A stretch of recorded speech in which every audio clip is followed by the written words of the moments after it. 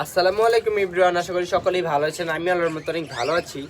আমার আজকে অনেক একটা সুখবর। সকাল সকাল আমি ঘুম থেকে উঠে পাখির কাছে আসলাম, আয়সা দেখি আমার এই যে এই ব্রিডিং মাস্টার ব্রিডিং পেয়ারের একটা না দুইটা না তিনটা না চারটা নাকি পাঁচটার মতন বেবি ফুটছে। তো এটা যারা পাখি পালে না তারা বুঝবে না, আমার পাখাল ভাই যারা পাখি পালে তারা জানে ডিম থেকে বাচ্চা ফোটার পরে ফিলিংসটা কিরকম আসে।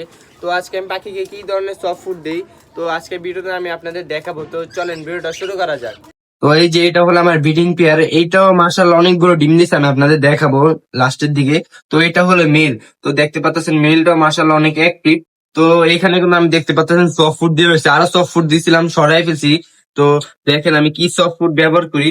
আমি আপনাদের দেখাই একটু ক্লোজ থেকে। আমি হলো ছোলা দিয়ে থাকি, গম দিয়ে থাকি, আর হলো ভুট্টা ভাঙা দিয়ে থাকি।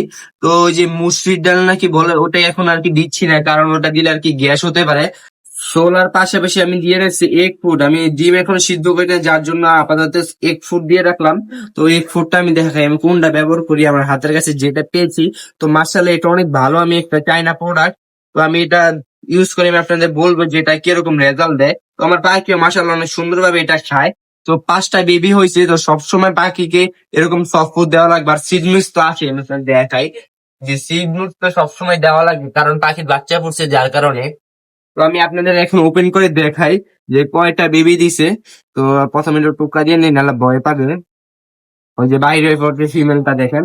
তো মাশাল্লাহ মাত্র মনে ফিডিং করাইছে বেবিদের। তো দেখি কি অবস্থা।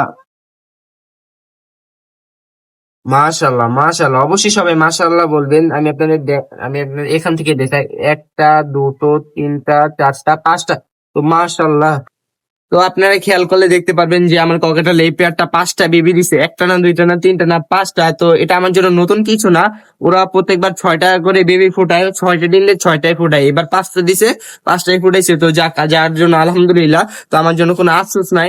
তো অবশ্যই সবাই দোয়া করবেন যে আমার পাখিগুলো যাতে সুস্থ সবল থাকে। তো আজকের ভিডিওটা এতটুকুই। যদি ভিডিওটা ভালো লাগে অবশ্যই লাইক কমেন্ট শেয়ার করতে ভুলবেন না। সবাই ভালো থাকবেন, সুস্থ থাকবেন, আল্লাহ হাফেজ।